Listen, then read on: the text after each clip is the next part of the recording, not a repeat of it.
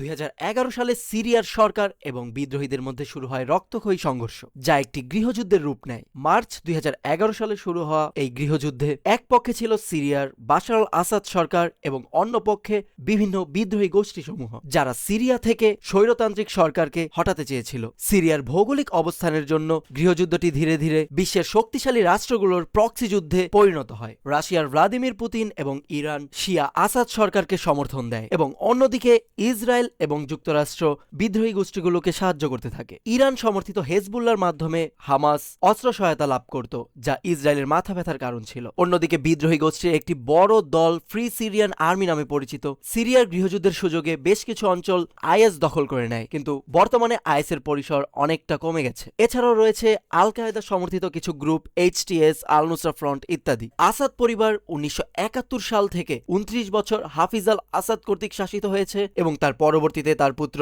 বাশার আল আসাদ 2000 সাল থেকে সিরিয়া শাসন করে আসছে। আসাদ সরকারের দীর্ঘ শাসনকালে জনগণ অতিষ্ঠ হয়ে ওঠে এবং আরব বসন্তের সুযোগে সিরিয়ায় আসাদ বিরোধী আন্দোলনের সূত্রপাত হয়। এই মানচিত্রের নিচের বাঁ দিকে গোলান মরুভূমির অঞ্চল দখল করে নেয় ইসরায়েল। কালো অংশগুলো আইএস কর্তৃক নিয়ন্ত্রিত হয়। লাল বিশাল অঞ্চলটি আসাদ সরকার কর্তৃক নিয়ন্ত্রিত হলেও বর্তমানে তা পরিবর্তিত হয়েছে, যা সবুজ অঞ্চল এইচটিএস এর নিয়ন্ত্রণে চলে এসেছে। হলুদ অংশটি ফ্রি সিরিয়ান আর্মি কর্তৃক দখলকৃত এবং উপরের নীল অংশটি তুর্কি সমর্থিত বিদ্রোহী গোষ্ঠীদের নিয়ন্ত্রিত এলাকা। সিরিয়ার গৃহযুদ্ধে এ পর্যন্ত প্রায় 6 লক্ষাধিক মানুষের মৃত্যু হয়েছে এবং প্রায় 13 মিলিয়ন মানুষ বাস্তুচ্যুত হয়েছে।